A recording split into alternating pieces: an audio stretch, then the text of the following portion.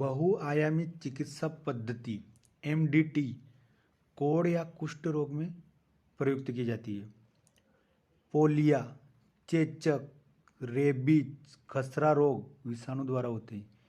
Polio, चेचक, rabies, खसरा रोग विषाणु द्वारा होता है। मेनिनजाइटिस रोग मस्तिष्क को प्रभावित करता है। मेनिनजाइटिस रोग मस्तिष्क को प्रभावित करता है। मधुमेह के रोगी के अग्नाशय में पर्याप्त मात्रा में इंसुलिन बनती है। कोबाल्ट विटामिन B12 में पाया जाता है। कोबाल्ट धातु किस में पाई जाती है? विटामिन B12 में पाई जाती है। पौधों से संबंधित प्रकार का अध्ययन वनस्पति विज्ञान में किया जाता है।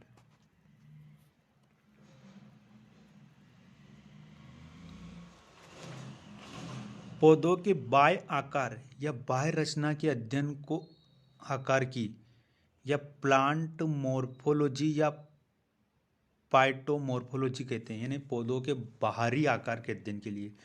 ऊतकों के अध्ययन को हिस्टोलॉजी कहते हैं। ऊतकों के अध्ययन को हिस्टोलॉजी कहते हैं।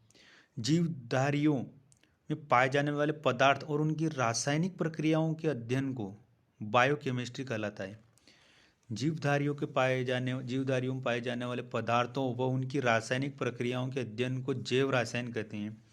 कोशिकाओं के विस्तृत अध्ययन को साइटोलॉजी कहते हैं।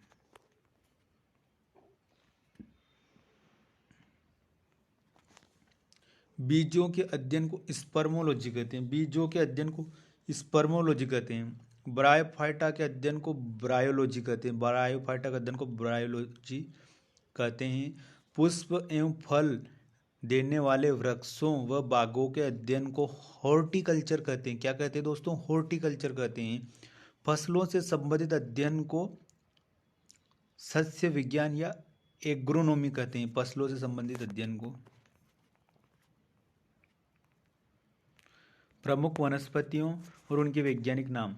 सरसों को क्या बोलते हैं? ब्रेसिका कैम्पीस्ट्रिस।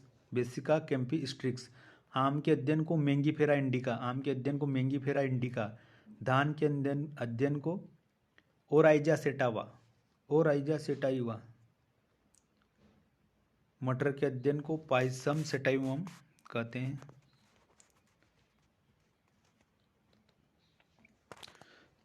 सजावी वृक्ष तथा झाड़ियों से संबंधित अध्ययन को आर्बोरिकल्चर कहते हैं। शैवालों के अध्ययन को फाइकोलॉजी। सब्जियों के अध्ययन को ओलेरिकल्चर और पुष्पों के अध्ययन को फ्लोरिकल्चर कहते हैं।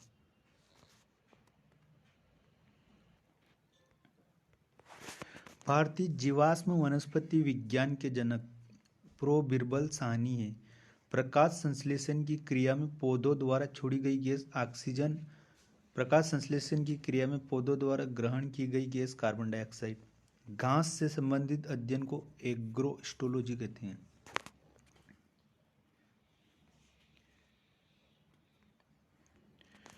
कवकों के अध्ययन को माइकोलॉजी कहते हैं और मृदा के अध्ययन को पेडोलॉजी कहते हैं और विषाणुओं के अध्ययन को वायरोलॉजी कहते हैं।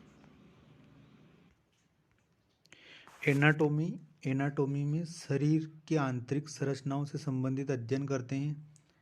एंथ्रोपोलॉजी में मानव विकास के रीति रिवाज और परंपराओं का अध्ययन किया जाता है।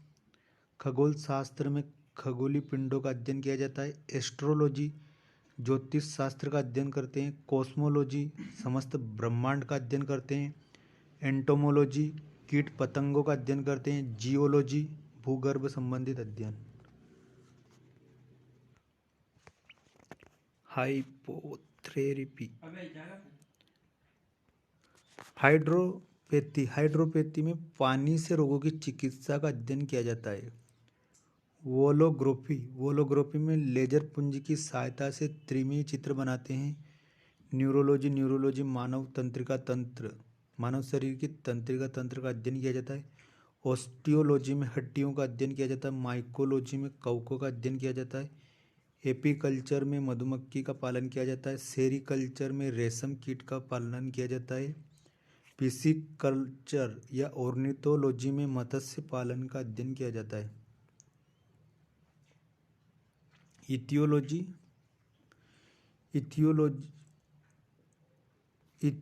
पक्षियों के अध्ययन से संबंधित है। इथियोलॉजी इथियोलॉजी पक्षियों के अध्ययन से संबंधित है। डेंड्रोलॉजी वृक्ष एवं झाड़ियों के अध्ययन। हर्पेटोलॉजी उभयचरों एवं सरीसृप वर्ग के अध्ययन के लिए।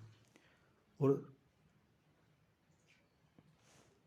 सर्पेटोलॉजी सर्पों के अध्ययन।